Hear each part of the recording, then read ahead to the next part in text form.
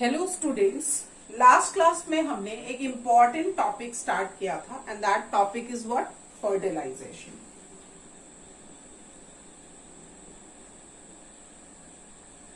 इस टॉपिक के अंदर हमने कुछ पॉइंट्स डिस्कस किए थे, जैसे फर्टिलाइजेशन को होल सेट ऑफ इवेंट्स कहते हैं। दैट मीन्स ये कलेक्शन है।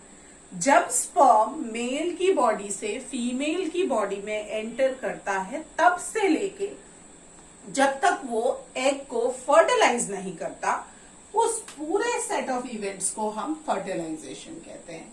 तो हम ये कह सकते हैं कि डेफिनेशन ऑफ फर्टिलाइजेशन बहुत सिंपल है। Fusion of male and female gamete is called fertilization. But इसके अंदर बहुत सारे स्टेप्स हैं। तो हमने डिस्कस किया था कि फर्टिलाइजेशन में पहला है approach of sperm. Approach of sperm में हमने यह डिस्कस किया कुछ ऐसे फैक्टर्स होते हैं जो स्पर्म को मदद करते हैं ताकि वो एग तक पहुंच सके फीमेल की बॉडी में। बट कुछ ऐसे भी फैक्टर्स हैं जो उसे रोकते हैं या उसे हिंड्रेंस प्रोवाइड करते हैं। सो वी हैव डिस्कस्ड कि अप्रोच ऑफ स्पर्म एक इंपॉर्टेंट पॉइंट है जिससे थिनिंग आउट ऑफ स्पर्म होता है, यानी स्पर्म जो मेल की बॉडी से ट्रांसफर हुआ है फीमेल की बॉडी में, वो मिलियंस में है, पर एक उस मिलियन में से ही एग को फर्टिलाइज कर पाता है। सो अप्रोच ऑफ स्पर्म में हमने दो इंपॉर्टेंट पॉइंट्स देखे, कुछ फैक्टर्स जो हेल्प कर रहे हैं, कुछ फैक्टर्स जो रोक रहे हैं, और साथ साथ कैपेसिटेशन प्रोसेस, जिसमें हमने डिस्कस किया था that capacitation is the process by which the sperms would attain functional maturity. After that एक another topic था, that is fertilizing, anti-fertilizing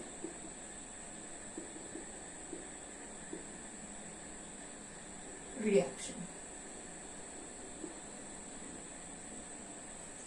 एक ऐसा रिएक्शन जिसमें स्पर्म और एग एक दूसरे को पहचानते हैं, दे रिकॉग्नाइज ईच अदर, और स्पीशीज की वेरिएबिलिटी और स्पीशीज की आइडेंटिटी को मेंटेन करने के लिए ये फर्टिलाइजिंग एंटी फर्टिलाइजिंग रिएक्शन होना जरूरी है।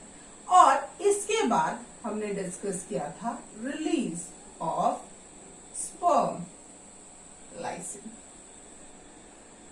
एक ऐसा प्रोसेस जिससे स्पर्म के अंदर जो भी हाइड्रोलिटिक एंजाइम्स हैं, यानी तोड़ने वाले एंजाइम्स हैं, वो सारे रिलीज होते हैं और वो एंजाइम्स एग के मेम्ब्रेन्स को डाइजेस्ट करने में या तोड़ने में मदद करते हैं। आज इसके बाद के स्टेप्स हम डिस्कस करेंगे। इसके बाद जो स्टेप है उसे हम एक इंपॉर्टेंट पॉइंट कहते हैं, that is formation of fertilization cone. Formation of fertilization cone के बाद एक और प्रोसेस होता है जिसे हम कहते हैं स्टार्ट ऑफ मियोसिस 2, और जो सेकेंडरी oocyte अरेस्टेड फेज में फैलोपियन ट्यूब में एम्पुलर रीजन में वेट करता है स्पर्म के लिए, उस अरेस्टेड फेज से वो बाहर आकर डिवीजन शुरू करता है, उसे हमने यहां कहा स्टार्ट ऑफ मियोसिस 2 और the arrested phase of meiosis 2। इसके बाद नेक्स्ट प्रोसेस में फ्यूजन होता है ऑफ 2 प्रोन्यूक्लियाई, और अल्टीमेटली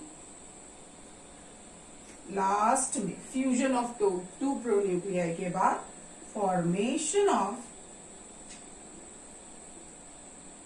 फर्टिलाइजेशन कोन, जो कि हमने लास्ट वीडियो में भी डिस्कस किया था, that is formation of fertilization cone और कॉर्टिकल रिएक्शन जिसे हम कहते हैं। सो हमने ये और ये डिस्कस कर लिया है। तो आज हम स्टार्ट करेंगे from formation of fertilization cone. Formation of fertilization cone में एक्चुअली एग हेल्प करता है स्पर्म को फॉर फर्टिलाइजेशन प्रोसेस। तो हम ये कह सकते हैं कि एग एक हिंट प्रोवाइड करता है स्पर्म को, ताकि स्पर्म जो फर्टिलाइजेशन करने जा रहा है वो उसी पार्ट से एंटर करे एग के अंदर जिस पार्ट में एग का न्यूक्लियाई प्रेजेंट है। सो जैसा हम जानते हैं कि एग में उसका न्यूक्लियस जो होता है वो शिफ्टेड टुवर्ड्स पेरिफेरी है। सो हम ये कहते हैं कि इस एग के अंदर और इधर सेकेंडरी oocyte के अंदर इसके साइटोप्लाज्मिक कंटेंट बहुत ज्यादा होने की वजह से ये न्यूक्लियाई एक एंड या एक पोल की तरफ शिफ्टेड था, एंड हमने इस पोल को कहा था एनिमल पोल, और अपोजिट टू दिस पोल को वेजिटल पोल। सो अब हम ये कह सकते हैं कि फॉर्मेशन ऑफ फर्टिलाइजेशन कोन में एक ऐसा स्टेप होता है जिसमें egg in this process the egg और सेकेंडरी oocyte, क्योंकि अभी तक तो ये एग बना ही नहीं, तो वी वुड से कि in this process the secondary oocyte elevates its membrane to form a cone-like structure. Egg अपने मेम्ब्रेन को उस जगह कोन जैसा बना लेगा जहां पर उसका न्यूक्लियस। तो जस्ट अबव द न्यूक्लियस एक बल्ज का फॉर्मेशन होगा और कोन का फॉर्मेशन होगा, इसे हम कहते हैं फर्टिलाइजेशन, जिससे स्पर्म जो एंटर करेगा इस सेकेंडरी oocyte को, उसे ये पता होगा कि उसके प्रोन्यूक्लियाई को इसके प्रोन्यूक्लियाई के साथ फ्यूज करना है। सो एग सपोर्ट्स और helps the sperm to get attach towards that side जिस साइड पर उसका न्यूक्लियाई, तो वो इस प्रोसेस को इजियर करता है by the process of formation of fertilization cone. Understood? Now उसके बाद स्टार्ट ऑफ मियोसिस 2 होता है, यानी इस प्रोसेस में क्या होता है, वंस फर्टिलाइजेशन कोन बन गया, वी कैन से कि अब जो ये एग अरेस्टेड है या सेकेंडरी oocyte अरेस्टेड है in the metaphase 2 of meiosis 2. So we can say the secondary oocyte is arrested. याद है हमने इसलिए डिस्कस किया था oogenesis में। oogenesis एक ऐसा प्रोसेस है जो कंटिन्यूअस नहीं है, वो रुक रुक के होने वाला प्रोसेस है, और हम कह सकते हैं it is a discontinuous process. So discontinuous क्यों? क्योंकि फीटल फेज में या जब वो फीमेल फीटस है तब वो थोड़ा होता है, उसके बाद जब वो प्यूबर्टी गेन करती है तब वो थोड़ा होता है, फिर भी वो अरेस्टेड होता है। लेकिन जब स्पर्म की एंट्री होती है फीमेल की बॉडी में, तब वो अरेस्टेड फेज से बाहर आकर अपना मियोसिस 2 या सेकेंड मियोसिस कंप्लीट करता है। तो the secondary oocyte is arrested in metaphase 2 of meiosis 2. Hence, now it starts the division once again. जैसे ही स्पर्म की एंट्री और स्पर्म बाइंड करता है फर्टिलाइजेशन कोन से, ये डिवीजन फिर से स्टार्ट हो जाता है। और जैसे ये डिवीजन स्टार्ट होगा, this is what secondary oocyte, and हमने ये पहले ही डिस्कस किया कि ये मियोसिस 1 के एंड में बना है, और मियोसिस 1 होता है रिडक्शनल डिवीजन, इसीलिए ये खुद हैप्लॉइड स्ट्रक्चर है। जब ये मियोसिस 2 कंप्लीट करेगा। When it completes meiosis 2 को ही हम क्या कहते हैं? इक्वेशनल डिवीजन, बिकॉज ये डिवीजन सेम होता है माइटोसिस जैसा। तो यहां भी दो एंटिटीज बनेंगे। एक एंटिटी जो बनेगी वो है दी एग, और दूसरा अगेन सेकेंड पोलर बॉडी। तो हमने बनाया था मियोसिस 1 के एंड में सेकेंडरी oocyte और फर्स्ट पोलर बॉडी जो डीजेनरेट हो जाती है। यहां भी ये दोनों चीज का फॉर्मेशन होता है। वाई? बिकॉज ये एग जो बना ये हेप्लॉइड है और ये सेकेंड पोलर बॉडी भी हेप्लॉइड है, बट यहां पर होता है unequal division of cytoplasm. So unequal division of cytoplasm यानी साइटोप्लाज्म के अलग या इक्वल ना बंटने की वजह से पूरा का पूरा साइटोप्लाज्म रिटेन हो जाता है एग के अंदर, इसीलिए ये सेकेंड पोलर बॉडी का फॉर्मेशन होता है। तो अब एग का स्ट्रक्चर बन चुका है, hence now fusion of two pronuclei होगा, यानी इस एग के प्रोन्यूक्लियाई के साथ स्पर्म का प्रोन्यूक्लियाई फ्यूज होता है। सो इन दी प्रोसेस ऑफ मियोसिस 2 हमने ये देखा कि ये अपने अरेस्टेड फेज से बाहर आकर अपना डिवीजन स्टार्ट करता है और कंप्लीट करके एक हेप्लॉइड स्ट्रक्चर और हेप्लॉइड गैमीट एग का फॉर्मेशन करता है और साथ साथ एक सेकेंड पोलर बॉडी बनाता है। Now fusion of two pronuclei में the eggs and sperms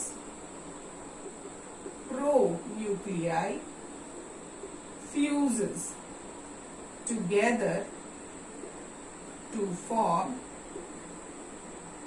a single celled diploid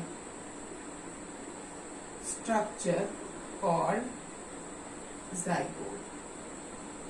That is, उसके एंड में ये दो प्रोन्यूक्लियाइज यानी ये एग का सरफेस है और ये एग का प्रोन्यूक्लियाई, ठीक है। This is the nucleus of और न्यूक्लियस ऑफ एग। और यहां हमने ये स्पर्म दिखाया बाय दिस ग्रीन कलर, इसके न्यूक्लियस की एंट्री होती है। तो यहां जो आया ये है स्पर्म्स न्यूक्लियस।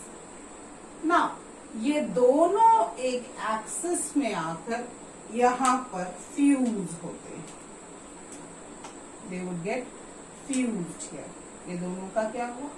फ्यूजन हुआ। और अब ये फ्यूजन से ये 2n हो गया, बिकॉज ये n था और ये n था। अब हमें जो स्ट्रक्चर मिलता है फ्यूजन के बाद, एज वी नो, जब फर्टिलाइजेशन होता है तो स्पर्म का हेड पार्ट एम्बेड होता है एग मेम्ब्रेन के अंदर, only the head part. Head part में हमने डिस्कस किया था स्पर्म के हेड पार्ट में उसका न्यूक्लियस प्रेजेंट होता है और उसके आगे एक कैप जैसा स्ट्रक्चर प्रेजेंट होता है, सेम लाइक दिस। यहाँ एक कैप है लगा हुआ, तो this cap like structure in case of sperm is the acrosome. इससे वो एंजाइम्स रिलीज करते हैं जिससे एग का मेम्ब्रेन ब्रेक होता है। तो इसके बाद दिस पार्ट और the chromosome containing nucleus part of the sperm gets inside the egg and दोनों के क्रोमोसोम्स का मिक्सचर बनता है और लिटरली एक सिंगल सेल्ड स्ट्रक्चर का फॉर्मेशन होता है जो कि डिप्लॉयड और उसे हम जाइगोट कहते हैं। तो at the ampulla of fallopian tube fertilization takes place. तो ये फर्टिलाइजेशन टेक्स प्लेस करता है when the pronuclei is fuse. But last step of this is formation of fertilization membrane, sorry यहाँ पे मेम्ब्रेन होगा, फॉर्मेशन ऑफ फर्टिलाइजेशन मेम्ब्रेन और cortical reaction. Now what is this cortical reaction? Imagine करेंगे कि ये एक एग है और ये इसका मेम्ब्रेन है। तो यहाँ स्पर्म की एम्बेडन या स्पर्म की एंट्री जो होती है वो बहुत सारे स्पर्म्स इसके आसपास है, क्योंकि हमने डिस्कस किया था 200 to 300 मिलियन स्पर्म्स में से 100 स्पर्म्स फैलोपियन ट्यूब तक पहुंच पाते हैं। तो एक एग को फर्टिलाइज तो एक ही स्पर्म करेगा, पर आसपास तो बहुत सारे स्पर्म्स है। तो मैटर ऑफ चांस है कि एक स्पर्म जब वहां लाइजिन रिलीज करता है और अपना फर्टिलाइजेशन करता है, उसी समय पे दूसरा स्पर्म भी ऐसा कर ले। तो उससे बचने के लिए या उस कंडीशन को हम पॉलीस्पर्मी कहते हैं। Poly means many, spermy means sperm. So egg should not get fertilized with many sperms, और उससे बचने के लिए ये प्रोसेस होता है, that is formation of fertilization membrane और कॉर्टिकल रिएक्शन।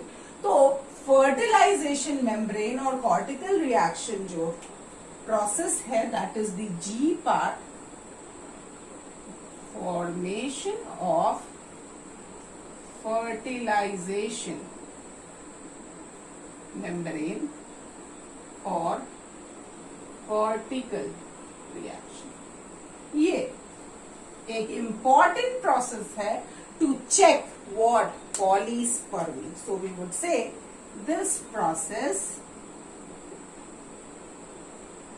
checks पॉलीस्पर्मी, इसीलिए हम इसे ब्लॉक प्रोसेस भी कहते हैं। Block means what, to stop.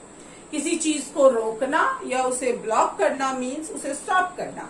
So it is also known as block process, जो कि दो तरह से होता है, fast block process as well as slow block process.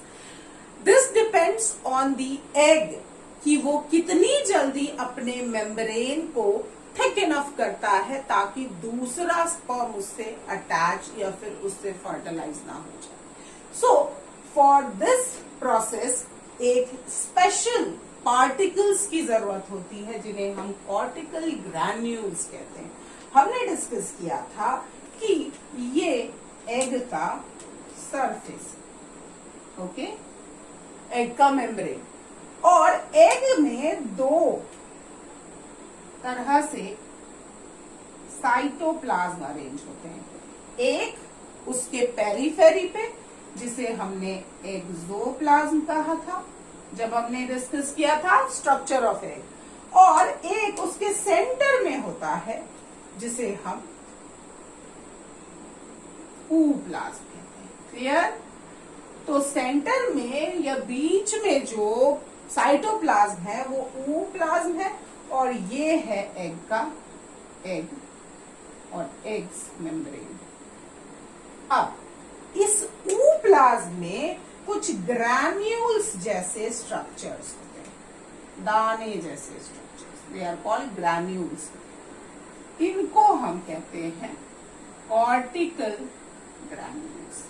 Granules fine particles, जो बिल्कुल फाइन या छोटे पार्टिकल्स होते हैं, उन्हें हम ग्रैन्यूल्स कहते हैं।